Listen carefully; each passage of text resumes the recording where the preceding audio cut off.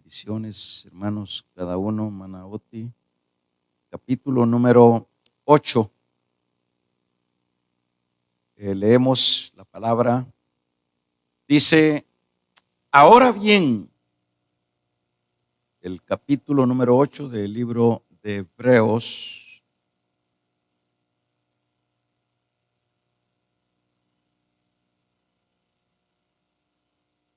Dice, ahora bien, el punto principal de lo que venimos diciendo es que tenemos, esa palabra tenemos, le vamos a poner atención, tenemos tal sumo sacerdote, el cual se sentó a la diestra del trono de la majestad de los cielos, ministro de santuario y de aquel verdadero tabernáculo que levantó el Señor y no el hombre, porque todo sumo sacerdote está constituido para presentar ofrendas y sacrificios, por lo cual es necesario que también éste tenga algo que ofrecer.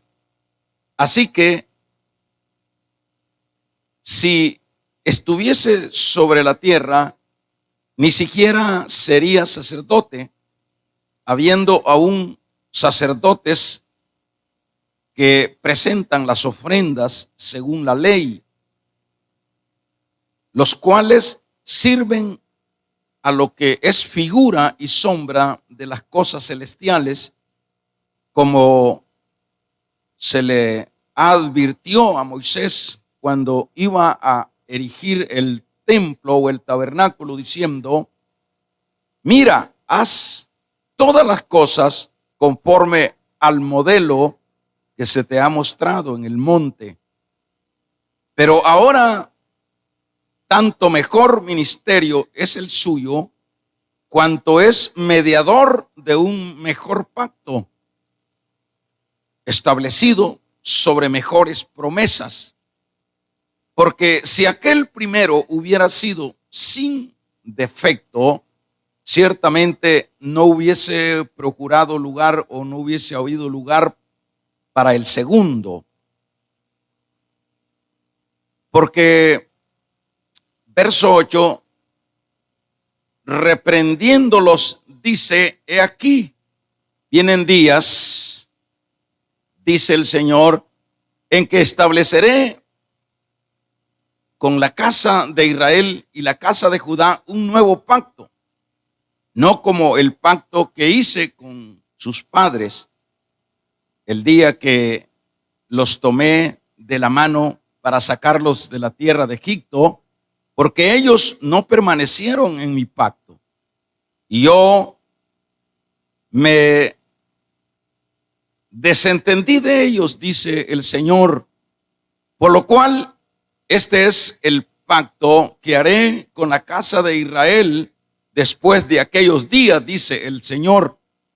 Pondré mis leyes o mi ley en sus mentes o en las mentes de ellos, y sobre sus corazones las escribiré, y haré a ellos y tomaré de ellos, y ellos me serán a mí por pueblo, y ninguno enseñará a su prójimo, ni ninguno a su hermano, diciendo, conoce el Señor, porque todos me conocerán, desde el menor hasta el mayor de ellos, porque seré propicio a sus injusticias y nunca más me acordaré de sus pecados y de sus iniquidades.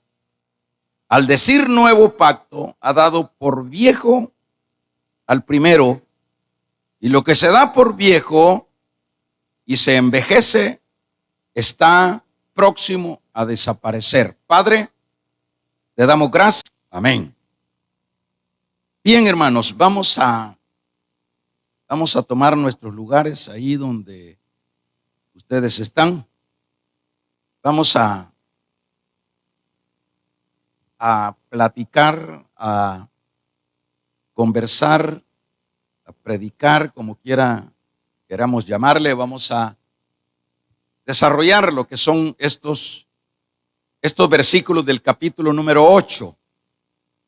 Vamos a llamar el tema de esto que hemos leído: el ministerio de Cristo mejor que el de Aarón. El ministerio de Cristo superior al ministerio de Aarón. Bien, vamos a partir de esa idea. Por ejemplo, en este caso de lo que hemos venido, o lo que el escritor ha venido debatiendo, enseñando, con respecto a las actitudes que han estado tomando este grupo de creyentes hebreos, pues ha sido hasta este capítulo, pues una exposición constante en todos los casos y en todas las áreas del escritor hacia esta comunidad judía o esta comunidad hebrea cristiana. Le estoy diciendo cómo ha venido tocando todos los temas, aquellos temas o aquellas creencias muy arraigadas en el corazón de los hebreos, como era el caso de los ángeles, como era el caso de Abraham, de Moisés, del sacerdocio, de la ley, y todos estos, todas estas enseñanzas o asuntos que estaban dentro de lo que era el campo espiritual de los israelitas. Era una cosa que decíamos que lo traían en la sangre, en las venas, en los tuétanos, y eran tan ortodoxos en estos asuntos que podemos ver el caso de Pablo cuando estaba en estos caminos de la religión. Eran hasta muy peligrosos y mataban a aquellos que discreparan o que estuvieran en contra de estos lineamientos de la ley, de los sacerdocios, de Abraham, de Moisés. Era una cosa muy delicada o peligrosa. Le digo esto para que veamos que ese es el trasfondo de lo que se ha venido hablando. Cuando llegamos a este capítulo número 8,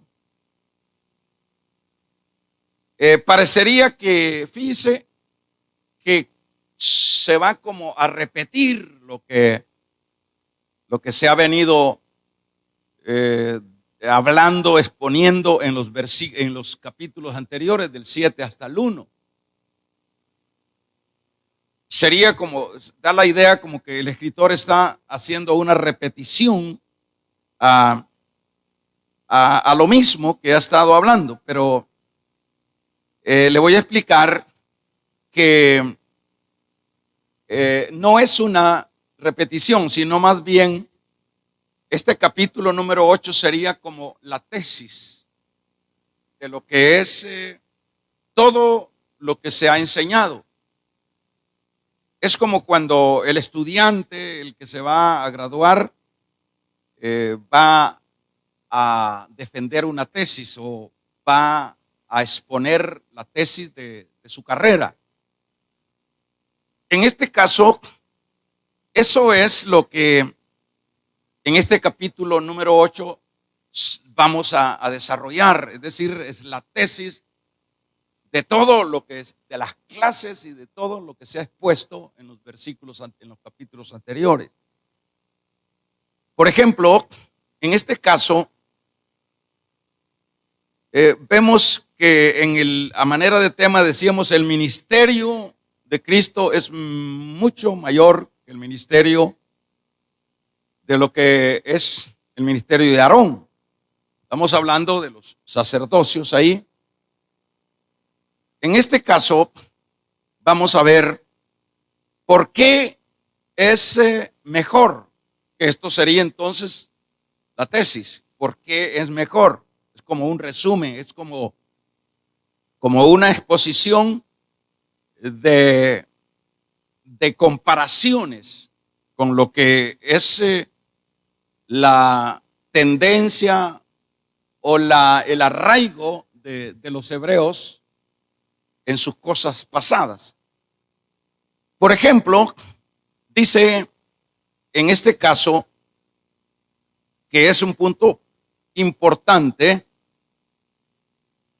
y decía en el versículo número 1, ahora bien, el punto principal, o sea, es lo mismo que acabo de decir, el punto principal de todo lo que se ha venido debatiendo es lo siguiente. El punto principal de lo que venimos diciendo es que tenemos, ahí esa palabra tenemos, es importante, decía que le tenemos que poner mucha atención. Tenemos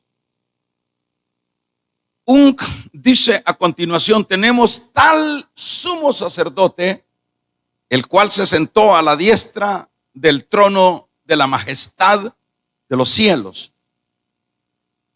Por ejemplo, hermanos, en este caso, quiero decir todo la forma, la manera, el desprecio que se le viene haciendo a todo aquel sector o aquella comunidad cristiana. La comunidad cristiana siempre vemos que desde el inicio fue una comunidad que no tuvo el aval, el recibimiento, la comprensión de todo lo que era el judaísmo. Pues es un hecho que nosotros sabemos que, pues luego que se empezó a desarrollar la iglesia, nosotros vemos cómo los judíos fueron personas que siempre estuvieron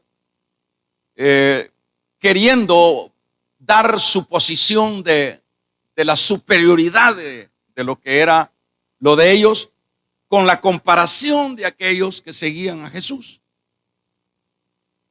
Por ejemplo, en este caso, ellos decían que tenían, por ejemplo, vamos a ver, los judíos tenían en el sentido de sus costumbres, ellos tenían el tabernáculo. Ellos se jactaban de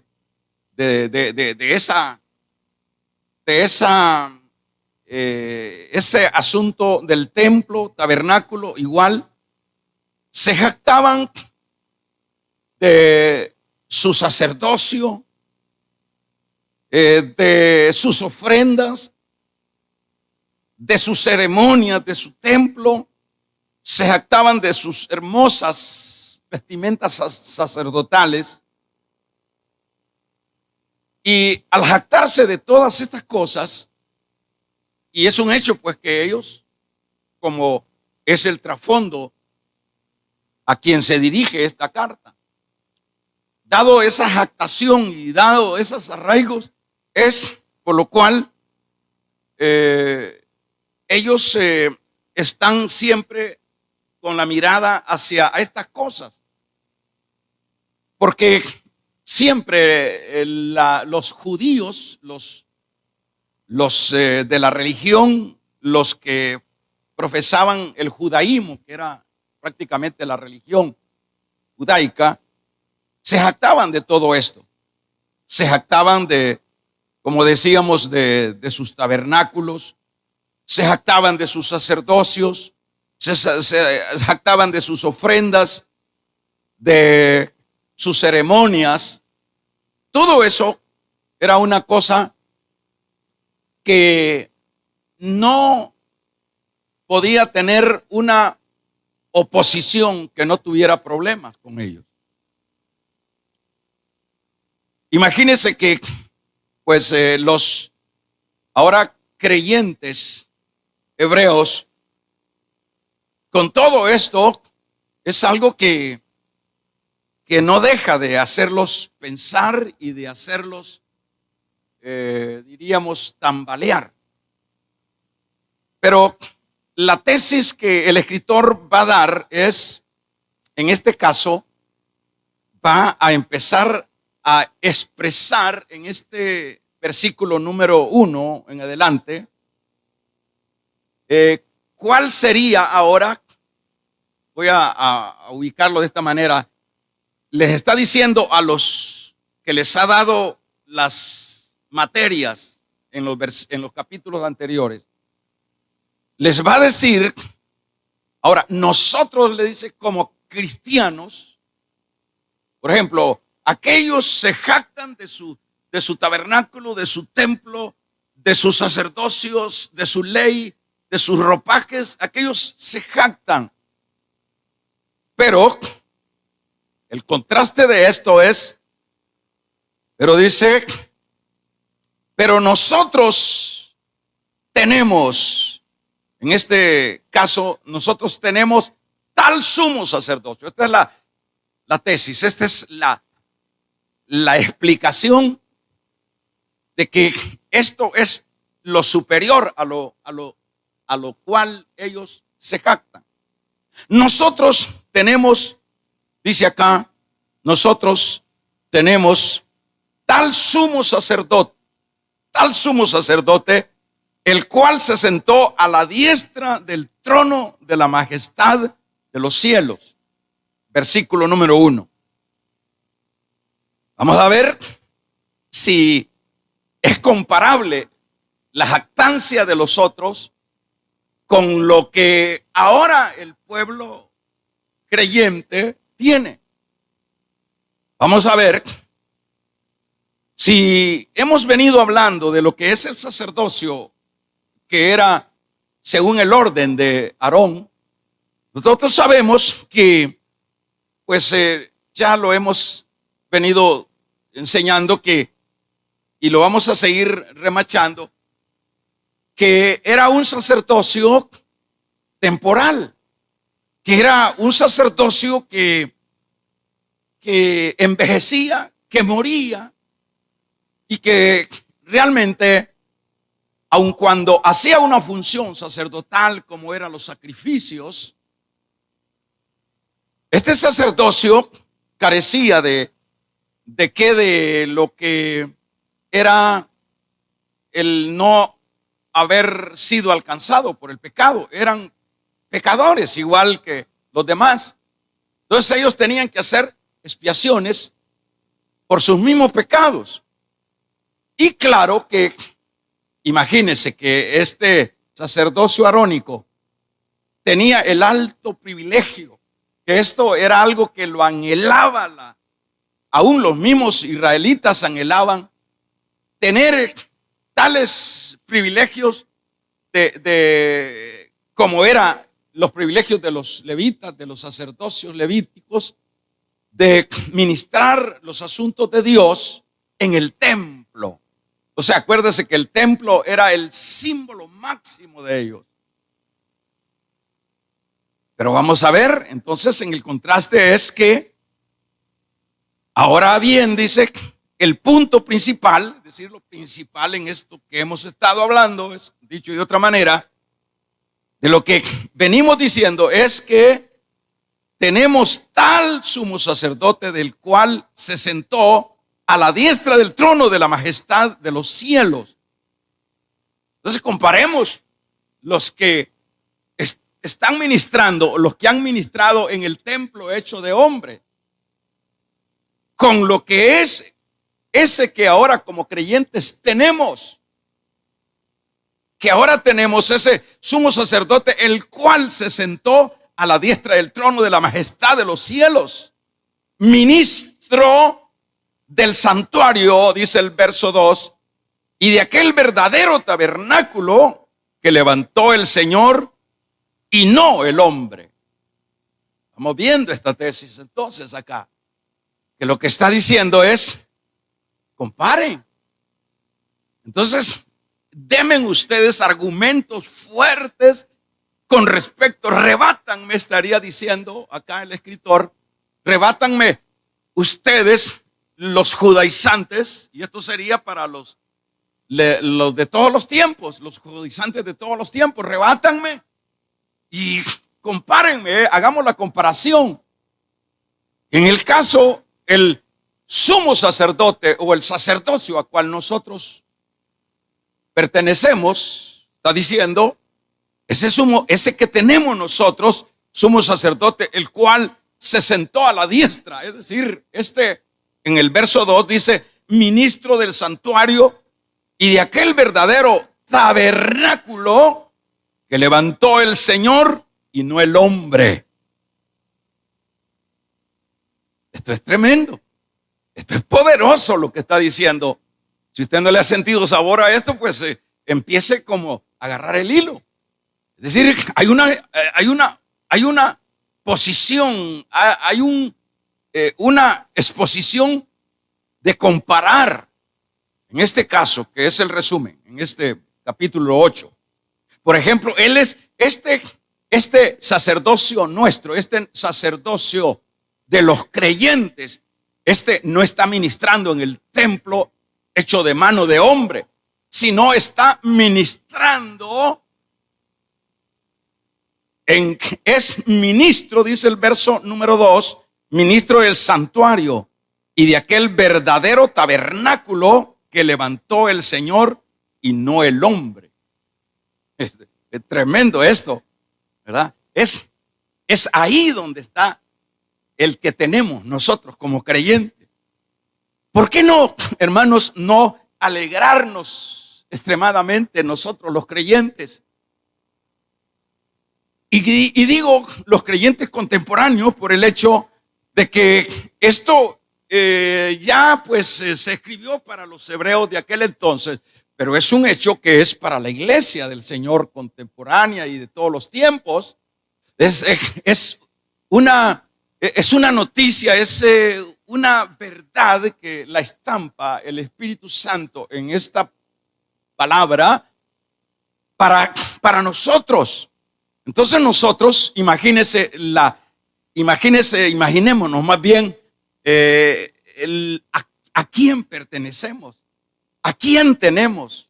Nosotros no, es triste, por ejemplo, ver las líneas religiosas que siguen, por ejemplo, a hombres mortales, a hombres que se envejecen, a hombres llenos de pecados, a hombres oscuros. Pero nosotros tenemos a un sacerdocio que dice acá que el cual se sentó a la diestra, santo, y se sentó a la diestra del trono de la majestad y es ministro del santuario y de aquel verdadero.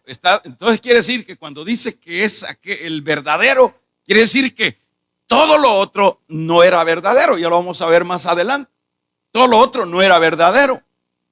El verdadero. Imagínense que nosotros tenemos como creyentes tenemos ese ministrar de nuestro sacerdote o de nuestro sumo sacerdote allá. ¿Acaso eso no es para, hermanos, para derramarnos en alegría, en gozo, el saber que nosotros nos esperan? O sea, ya nosotros ya no tenemos que estar en la especulación que si será o no será, sino que ya nosotros es un hecho que se nos ha adelantado nuestro sumo sacerdote cuando él traspasó los cielos, es decir, está sobre los cielos y se sentó a la diestra del Padre hace 2000 años. Es decir, y ahí está ministrando, es ministro del verdadero tabernáculo y de todos los asuntos celestiales. Es decir, él está desarrollando la función del nuevo pacto, que es lo que dice Jeremías, lo dijo Jeremías 31 y 31 en adelante. Habló de que él haría un nuevo pacto con Judá y con Israel. Y que, ¿por qué ese nuevo pacto? ¿Qué es lo que vamos a ver en el versículo número 10? Porque ese pacto viejo no le funcionó. Es decir, fueron infieles los de ese pacto. Pero en este caso, continuemos para que podamos salir. Y dice, porque todo sumo sacerdote está constituido para presentar ofrenda, verso 3, sacrificio y sacrificio, por lo cual es necesario que también éste tenga algo que ofrecer. Tiene que ofrecer todo sumo sacerdote, porque todo sumo sacerdote está constituido para presentar ofrenda y sacrificio, por lo cual es necesario que también éste tenga que ofrecer, algo que ofrecer, es decir, el sacerdocio arónico. Pero vamos a ver, así que si estuviese sobre la tierra, ni siquiera sería sacerdote. Dice que si Cristo, el sacerdocio nuestro, estuviera en la tierra, dice, ni siquiera podía ser sacerdote. ¿Por qué no podía? Ni siquiera sería sacerdote, habiendo aún sacerdotes que presentan las según la ley. Estas ofrendas, y si realmente este versículo 4 es importante, así que si estuviera sobre la tierra, ni siquiera sería sacerdote. Pero como en su ministerio, él da todas esas características de su sacerdocio, pero que obviamente ese sacerdocio no se iba a desarrollar acá.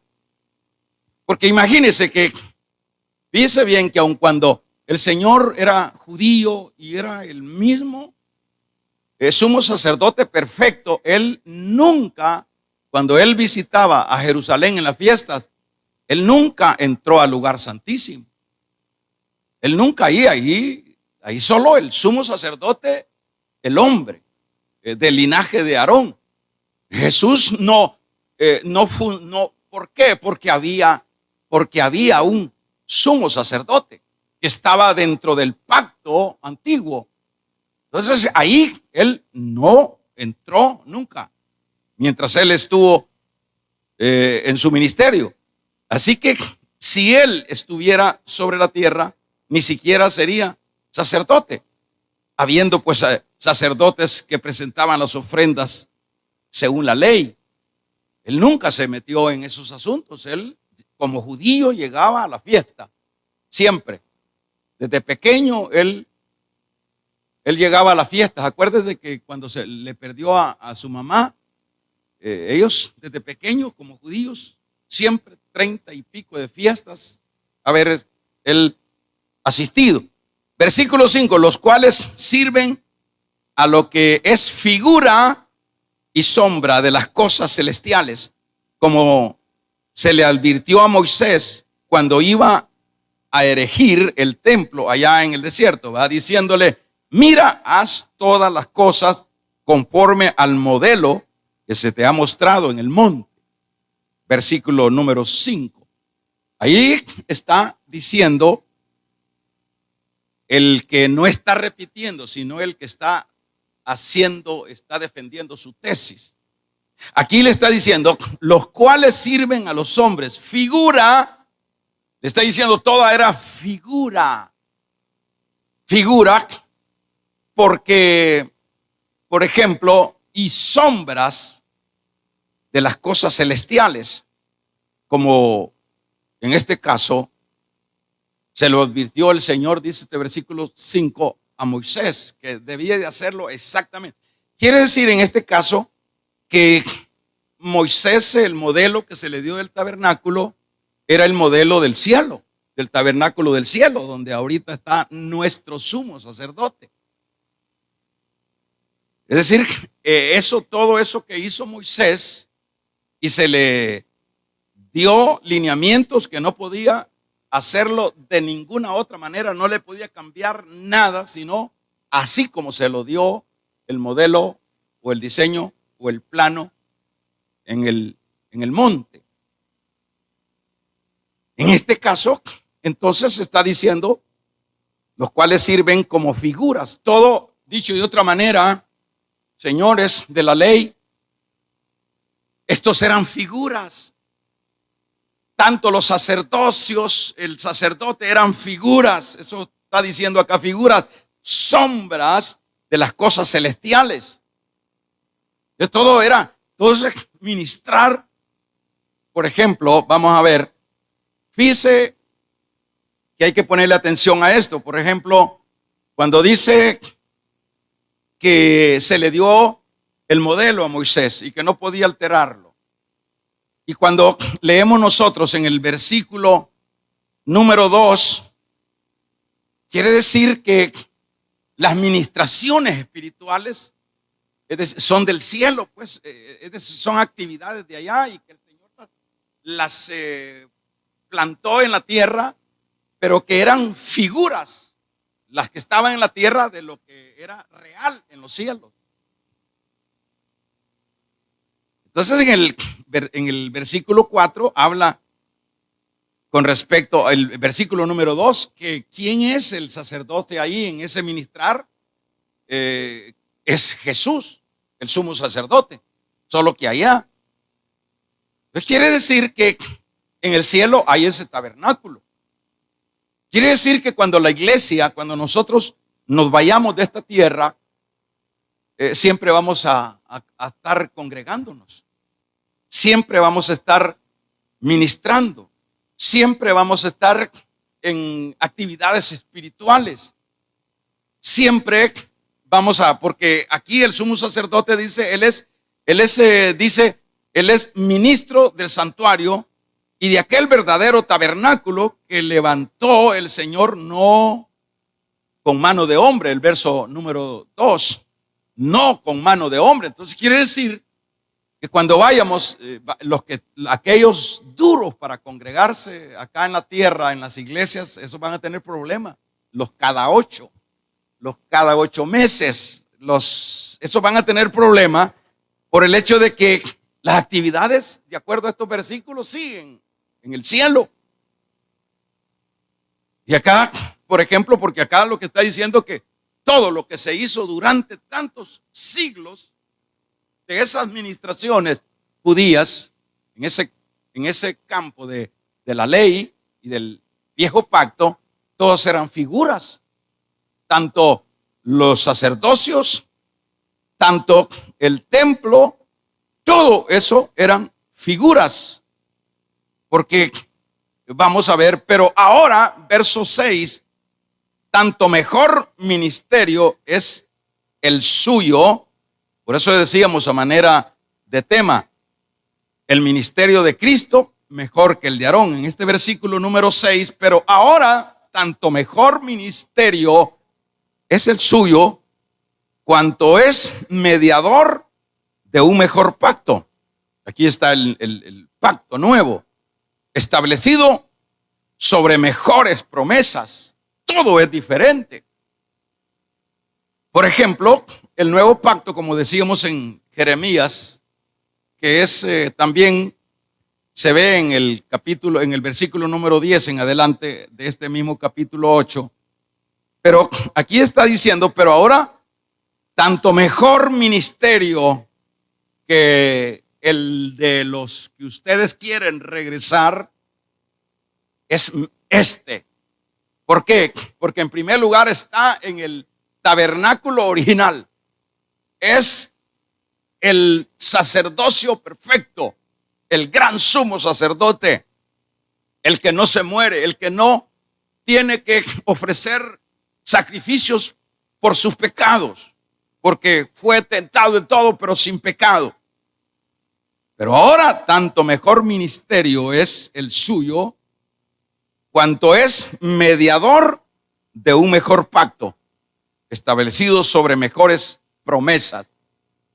Entonces este nuevo pacto, hermanos, surge, estaríamos acá escarbando un poco. Este nuevo pacto surge por la infidelidad de los con los quienes el Señor hizo el primer pacto, que es el pacto de Abraham, el pacto a los judíos, el pacto abrahámico. Todos estos, toda la descendencia judía le fue infiel a este pacto. No pudieron someterse a las reglas del pacto.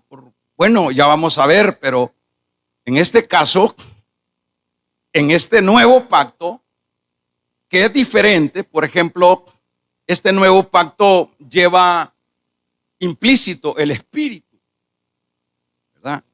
Porque ahora es el mejor ministerio, el suyo, cuando es mediador. Imagínense, ahora él es el mediador.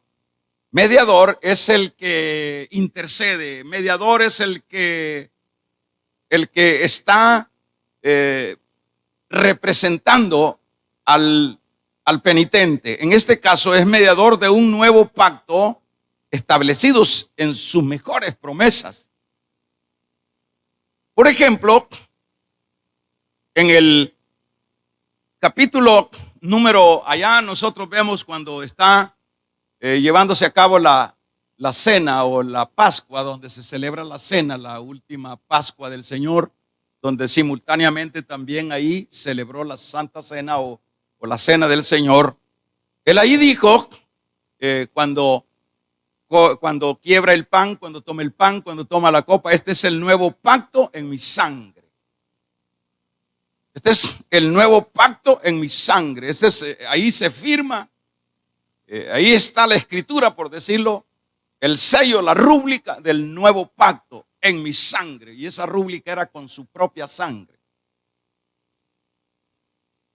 Ahora, este nuevo pacto, él es mediador de este nuevo pacto establecido sobre mejores promesas, a comparación de la ley, a comparación del pacto pasado. Porque si aquel primero, se refiere al viejo pacto, hubiese sido sin defectos, ciertamente no se hubiese procurado o no se hubiese procurado lugar para el segundo, es decir, para el segundo pacto. En este caso, hermanos,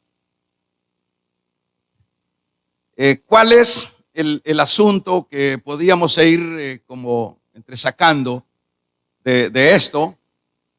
La infidelidad de aquello. Y claro que la infidelidad, la incapacidad de poder ser fiel, de poder mantenerse firme en todas las reglas de la ley o de ese pacto antiguo, era totalmente difícil, hermano. Era difícil por el hecho de que, acuérdese que ese pacto estaba basado en la letra y la letra es muerta. Es decir, era un pacto basado en lo externo y no en lo interno. Y este nuevo pacto de este sacerdocio, vamos a ver que obviamente pues lleva una ley. Y es una ley totalmente que también se explica acá. Pero dice el versículo número 7, porque si aquel primero, es decir, si ese pacto hubiese sido el que llenaba, entonces no había necesidad de un segundo pacto. Pero como no funcionó, ahora dijo Dios, necesario hacer un nuevo pacto. Y eso es lo que hace él allá cuando celebra la Pascua. Porque reprendiéndolos dice, he aquí vienen días, dice el Señor, en que estableceré con la casa de Israel y la casa de Judá un nuevo pacto. Esto es lo que dice Jeremías. No como el pacto que hice con sus padres, el cual el día que los tomé de la mano cuando los saqué de Egipto. Porque si ellos no hubieran permanecido en mi pacto, porque si ellos no hubiesen o no hubieran permanecido en mi pacto y yo me desentendí de ellos, dice el Señor, porque no hubo una. Ahora viene lo que es el versículo número 10. Por lo cual, cuando dice por lo cual, se refiere, bueno, como aquello no funcionó, viene entonces lo otro. Por lo cual, este es el pacto que haré con la casa de Israel después de aquellos días, dice el Señor.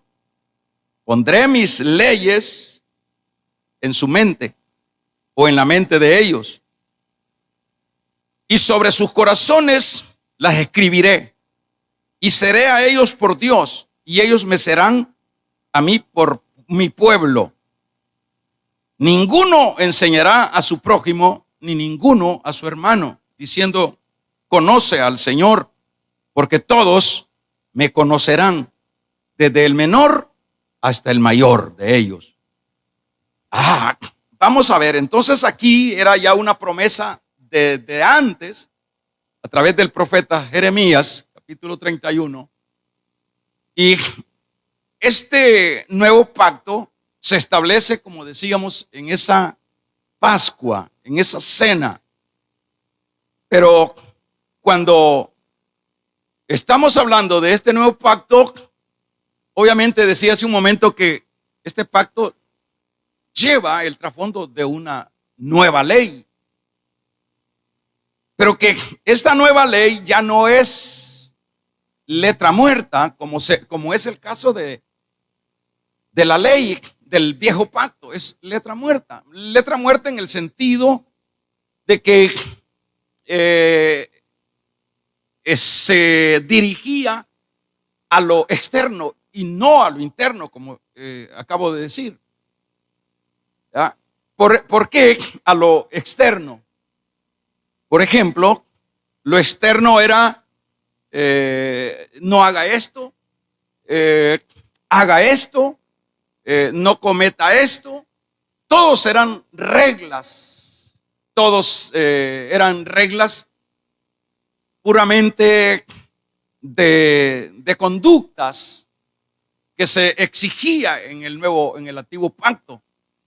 Eran reglas, pero que esas reglas, como decíamos, por eso es que se les llamaba legalistas, porque todo era de acuerdo a la ley, lo legal que decía la ley. Usted tiene que hacer esto que establece la ley. Esto no lo establece la ley. Esto lo establece la ley. Y esto. Y en ese caso, es lo mismo que el apóstol Pablo dice allá, hermanos, en Romanos, que, por ejemplo, él dice, tuvo un conflicto, y el conflicto en este caso era que él hacía lo que la ley mandaba que no se hiciera. Había un gran conflicto en el interior del apóstol Pablo. Por ejemplo, cuando él habla de ese conflicto, se refiere a eso, de que dice, hay una ley, hay una ley en mí, dice, que yo quiero hacer lo bueno, pero hay una ley que me lleva a hacer lo malo. Es decir, es el efecto de la ley del antiguo pacto, de la letra. Y en este caso, el apóstol dice, pero cuando dice que él se vio vencido y dijo, ay de mí, miserable hombre de mí, ¿quién me librará de este cuerpo de muerte? Dice él. Entonces ahí hay una respuesta, y la respuesta es Cristo. Es decir, por eso es que dice que Él es el mediador de un nuevo pacto que nada tiene que ver en realidad con lo que es el antiguo pacto, que era diente por diente, ojo por ojo. Y la muestra está allá en el capítulo 8 de Juan, cuando vemos que llevan a la mujer aquella adúltera. La ley del antiguo pacto decía, hay que apedrearla. Pero ahí vemos lo contrario, cuando llega a la gracia y le dice el Señor a la mujer, ¿dónde están los que te acusaban? ¿No te apedrearon, no te mataron? No, pues ni yo te condeno. Vete. Ahí vemos lo opuesto. Pero lo que dice este versículo número 10 es que ya no va a ser la letra la que va a imperar en el nuevo pacto, va a ser mi ley, que la voy a escribir en los corazones de las personas, de ese grupo de seguidores. Eso es lo que nosotros vemos acá. Por lo cual, este es el pacto. Haré de la casa de Israel, pondré mis leyes, versículo número 10 al final, en sus mentes. Pondré mis leyes en su mente de ellos, y sobre sus corazones las escribiré, y seré para ellos Dios, y ellos serán para mí mi pueblo. Vamos a hablar un poquito en este versículo número 10. ¿A qué se refiere?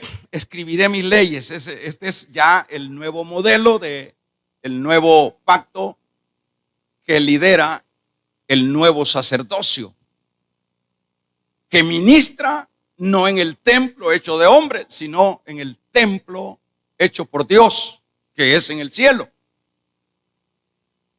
En este caso, sabemos, hermanos, que va a haber una gran diferencia con lo que es el creyente, a comparación de la religión o del religioso judaico o de la tendencia judía en su religión. Vamos a ver una cosa totalmente diferente. Cuando él dice que pondrá sus leyes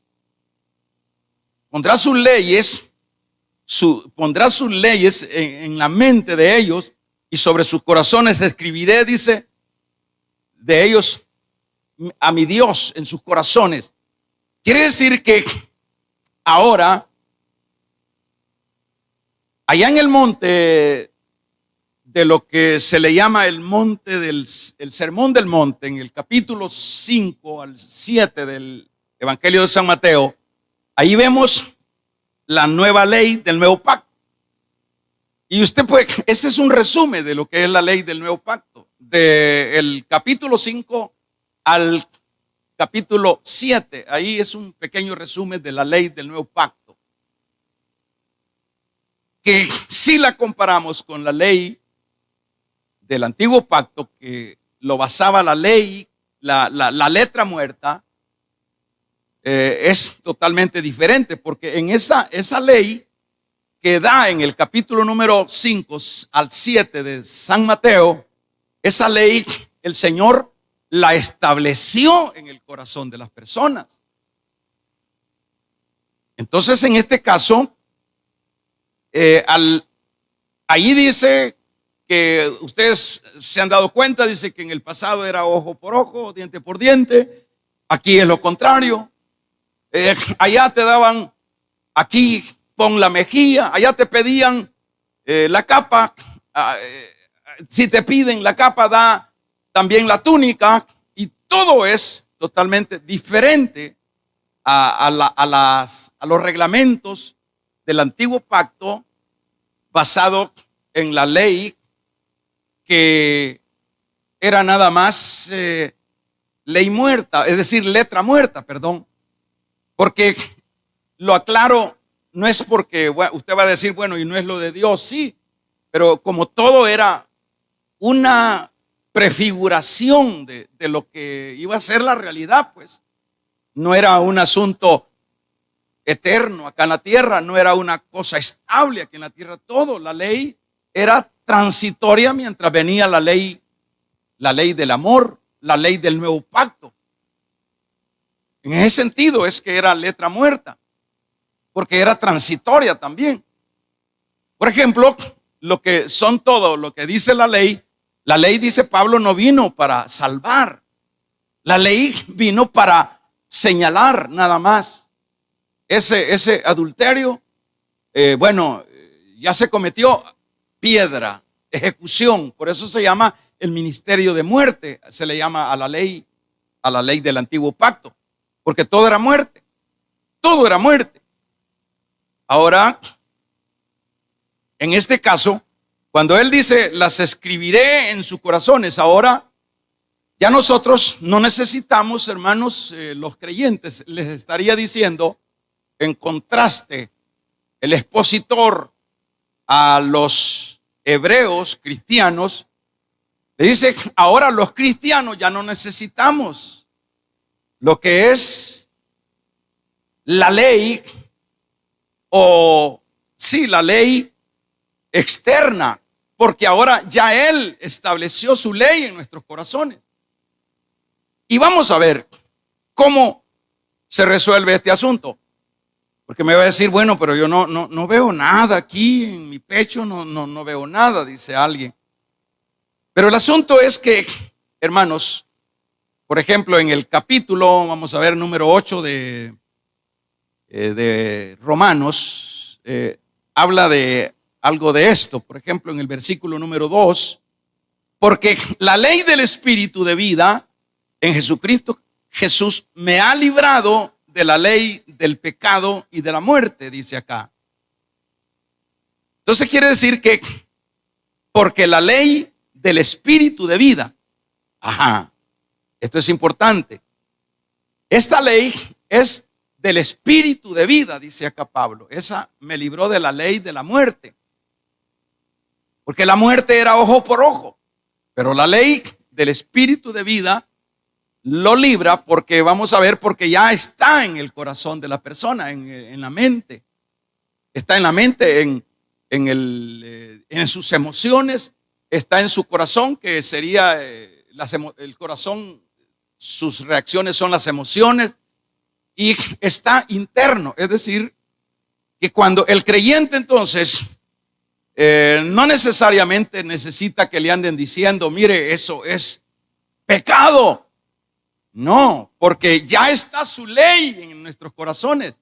Y como está en la mente, en los sentimientos, eso queda bien comprobado cuando uno, hermano, sabe bien que aquello no necesita uno llevar la Biblia en la mano, como que sería la ley, para ver si ver esa mujer es pecado o no es pecado. Ya está escrita su ley. Ya sus mandamientos de santidad, de honestidad, ya las escribió el Espíritu de vida en cada creyente. Entonces el creyente ya sabe, no necesita correr a ver una ley de letra para ver si aquello es bueno o no es bueno. Ya uno, por ejemplo, dice Juan, en una de sus cartas dice, si tu conciencia no te acusa, ¿a qué se refiere Juan? Si tu conciencia no te acusa, es decir, la conciencia a uno le dice, hermano, no necesita uno andar la tabla de la ley o la Biblia en la mano para ver si esto, la misma conciencia le dice eso, esa mentira que estás llevando o diciendo, eso es incorrecto, eso es pecado delante del Señor. ¿A dónde? La conciencia. Esa mujer que estás viendo que tenés tu mujer y estás viendo y codiciando, o ese hombre que estás codiciando, ¿quién le dice a esa persona? No necesariamente. Estamos claros que a la iglesia se edifica a través de la palabra, pero esa palabra está impregnada en el corazón de cada persona. Nadie puede presumir de ignorante cuando peca. Todo creyente, hermanos, está consciente cuando mete las 4. Todo porque hay una conciencia, está su ley adentro y su ley le dice, El adulterio es pecado, el adulterio es pecado, la fornicación es pecado. Todos jóvenes fornicarios, y si son cristianos, ellos saben cuando se van a acostar con la mujer o con el hombre, ellos saben que hay una conciencia que los está matando. Es la ley de Dios que está dentro de sus corazones.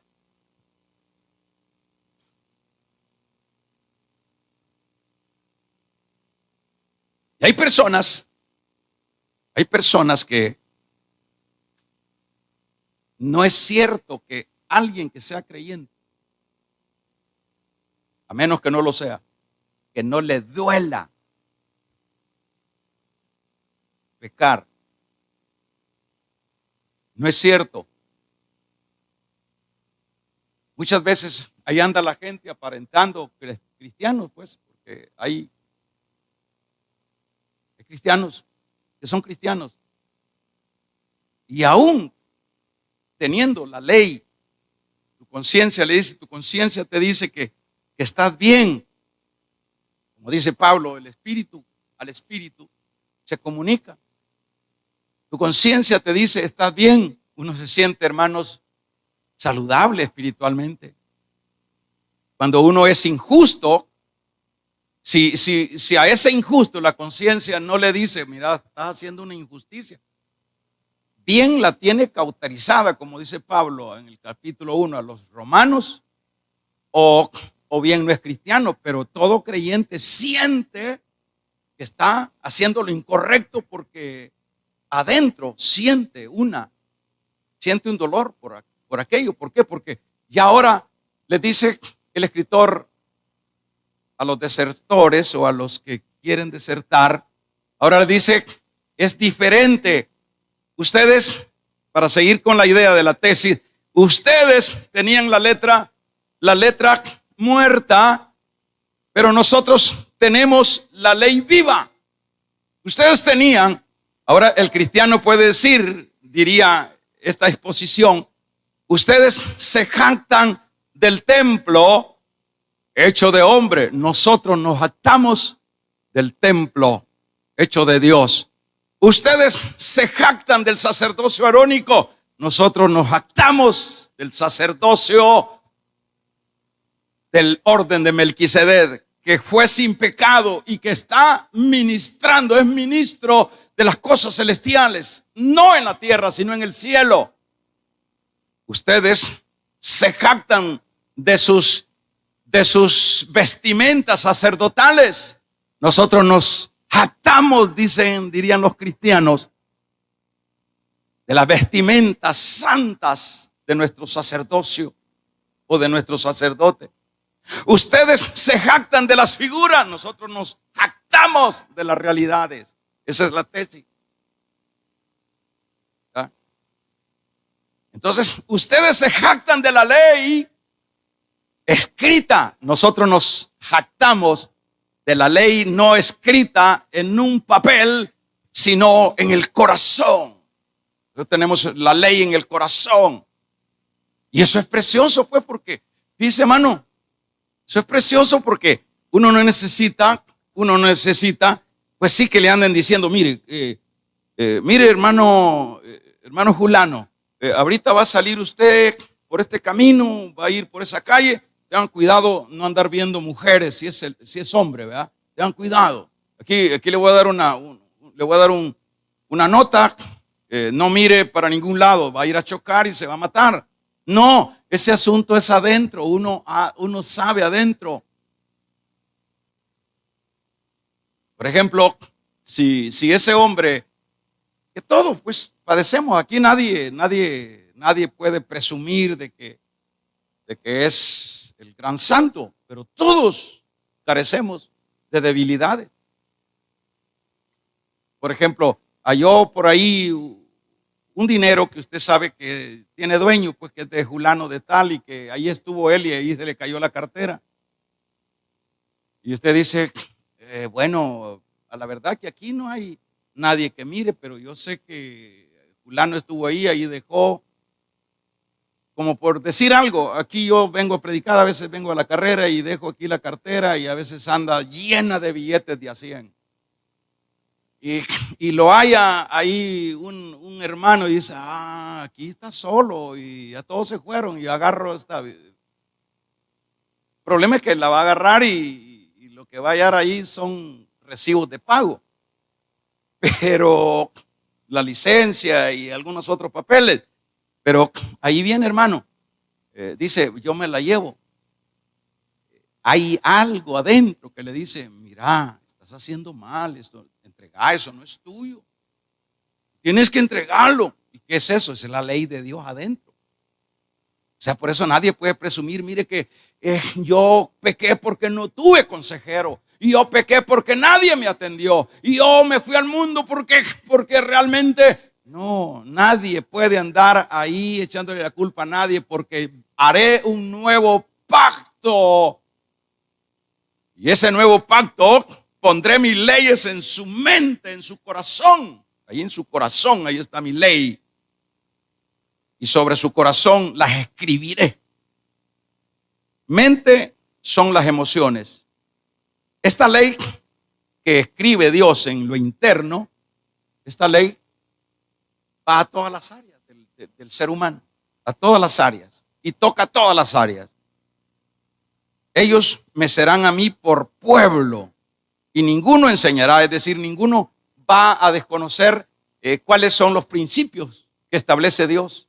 Ninguno va a decir, yo no sé qué es Dios. Ninguno va a decir, porque el hecho de andar, ya no la ley externa y ahora la ley interna, ya nadie puede decir ya que desconoce de Dios o que no sabe hacer lo correcto, porque adentro. Por eso es que todo le dio vuelta el Señor. Por ejemplo, para que se resuelven dos cosas. Cuando vino después de los 70 los romanos y destruyeron el templo. Destruyeron el templo. Los romanos era permitido por Dios. Uno era para que los cristianos se soltaran, porque siempre insistían en estar ahí el templo era hermosa y todo eso, y sucesivamente, donde llegaban a orar los apóstoles. Pero una razón es para quitar la figura. Y usted ve que vino a tal grado que el general que vino de Roma arrancó hasta las piedras para buscar oro. Así lo había dicho el Señor, no queda piedra sobre piedra.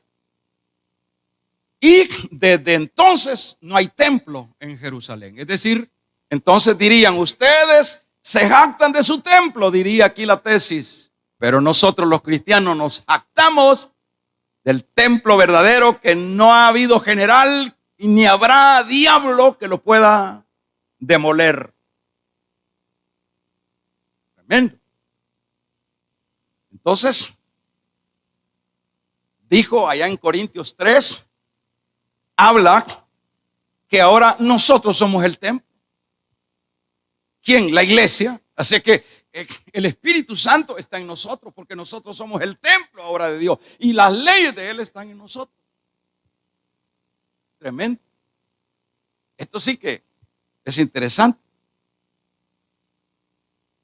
Entonces, en este sentido, nadie puede, hermanos, presumir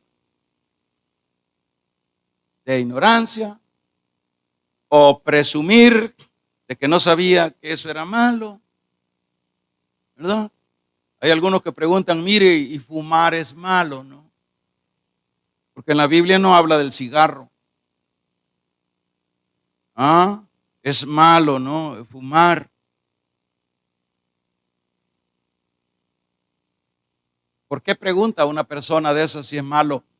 ¿Es malo ir a ver una película diabólica allá al cine? ¿Es malo ir a ver a esas películas violentas? ¿Es malo eso? Pregunta algún cristiano. No son cristianos. Adentro uno siente, ¿qué puedo andar haciendo acá yo? ¿Por qué? Porque la ley está adentro. Los principios de la ley están adentro. No hay necesidad que vengan a pedirle permiso al pastor. Si puedo ir a Puedo ir al estadio a ver a los jugadores, hermano. Puedo ir a ver al estadio. Yo no digo que se va usted a condenar por ver ese partido, pero como Pablo dijo, dice, todo me es lícito, pero no todo me conviene. Es decir, hay prioridades. Hay prioridades porque no nos vamos a centrar pues en ser dogmáticos como algunos, ¿verdad? Que dice, ese que le pega la pelota se va para el diablo. Y ahí andan amenazando con el que toca la pelota. No, eso no tiene nada que ver. El problema es que hay otras cosas. Yo tengo prioridades y el mismo espíritu, el espíritu de vida, como dice Pablo en el capítulo 8, verso 2, el espíritu de vida nos enrumba hacia los principios y a las prioridades espirituales. Es ahí donde, imagínense qué diferencia con lo que es el ministerio de Aarón con el ministerio de Jesús, porque ese es el punto. 3 o 4 detalles últimos, con lo cual finalizamos. Por ejemplo, Él será propicio, porque seré propicio a sus injusticias. Propiciación es la palabra o es la acción que llevaban los sacerdotes. Hacían la propiciación por los pecados del penitente, del pecador. Aquí dice este nuevo sacerdocio, seré propicio a sus injusticias y nunca más me recordaré de ellas o de sus pecados, y nunca más me acordaré de sus pecados y de sus iniquidades. Este nuevo sacerdote que tenemos nosotros en el templo original, él es nuestra propiciación, Él es propicio a nuestra calamidad como hombres aquí en la tierra, vale la pena. Y cuando nos ha perdonado los pecados, nunca me acordaré. Por eso es que dentro de las doctrinas está, hermano, que el creyente se le perdonaron los pecados pasados, presentes y futuros. Así que, entonces, ¿en qué quedamos? Dice por ahí, ¿verdad? ¿En qué quedamos? ¿Cómo se resuelve eso? Y si se sigue todos los días y siempre seguimos pecando, es ahí donde viene constantemente el creyente verdadero. No hay día que no ore pidiendo misericordia, que le limpie por lo que oyó, por lo que pensó, porque todo es pecado. Es decir, no es que ya quedó en blanco, es decir, quedó en blanco el pecado pasado, el presente y el futuro. Mientras estemos vivos, nosotros estamos orando. Límpianos, Señor. Imagínense las personas que sirven a Dios y vienen embarradas de hermanos de manchadas de pecado afuera, y vienen y nunca se arrodillan para poder pedir misericordia a Dios. Peligroso. Entonces, Él es propicio y nunca me acordaré. Este sumo sacerdote que en contraste del otro, este sí, nunca me acordaré más de sus pecados, de sus iniquidades. Al decir nuevo pacto, ha dado por viejo el primero. Así que oigan los hermanitos que siguen guardando los sábados, preguntando si la gallina la degollaron o si está con sangre y no se la comen. De mentira, siempre se la comen, porque ahí van a comer pollo, ahí no andan preguntando si lo degollaron, si lo troncharon. Todos son cosas mentiras, pues, o sea, son inventos que les meten las religiones y aquellos que se dejan pues manipular espiritualmente. Nadie puede cumplir la ley, nadie. El único que cumplió la ley se llama Jesucristo. Él no vino a abrogarla, Él no vino a cumplirla. Y se fue invicto. Al decir un nuevo pacto, ha dado por viejo el primero. Y lo que se da por viejo y se envejece está próximo a desaparecer. Esta fue la tesis que en este caso le ha dado el escritor a todo el rebate, el litigio, el trabajo, la enseñanza que ha estado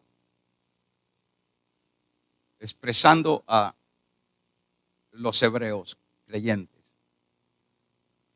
Mientras ellos se jactan de aquello, mi sacerdocio no es de los que se mueren de arriba. Mientras se jactan del templo, mi templo no es hecho de hombre. Mientras se jactan de las figuras, nosotros tenemos las realidades. Esa es la tesis. Así que, hermanos, finalizamos. Qué privilegio tenemos los creyentes que en esa eternidad vamos a tener esa ministración del sumo y verdadero sacerdote. Qué privilegio. Por eso es importante que comprendamos todas estas verdades para que vayamos afinando la vida, para que vayamos avanzando. No podemos seguir siendo lo mismo siempre. Tenemos que ir avanzando, aunque sea poco, pero avanzando, ¿verdad? Cuando yo veo este contraste,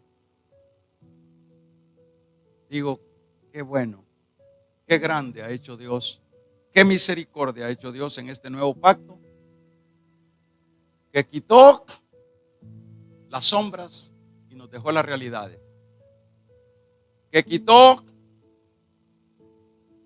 que obvió la ley, la letra que trabajaba lo externo y trajo su ley que trabaja lo interno. Y la escribió ahí. Qué lindo. Vamos a orar entonces. Necesitamos avanzar. Padre, te agradecemos grande e infinitamente por todas tus bendiciones. Porque es increíble, Señor, todo lo que has hecho con tu iglesia. Es grande lo que hiciste, lo que nos ha dado en este nuevo pacto. Nos has hecho libres, no para pecar, sino para vivir en una libertad espiritual, para amarte, para respetarte, para honrarte, para servirte. Gracias, Dios. Dele gracias, hermano, ahí en su casa. Dele gracias a Dios. Dígale gracias, porque no estoy errado, no estoy perdido, estoy en el camino correcto. Estoy en la línea correcta. Estoy en el sacerdocio correcto. Estoy en el camino correcto. Estoy en el templo correcto. Estoy en el pacto correcto. Es una gran satisfacción saber que estamos en todo lo correcto. Tenemos al mejor sacerdote, sumo sacerdote, que es propicio a nosotros y que ha borrado nuestros pecados, los pasados, los presentes y los futuros. Qué lindo sacerdocio. ¿Qué razón puede haber para desertar de un camino tan maravilloso? No hay ninguna razón, a menos que no entendamos qué es lo que nos han dado. Pero si entendemos un poco, vamos a ser necios, vamos a ser persistentes en el camino de la verdad. Gracias, Dios. Amén. Amén, hermanos.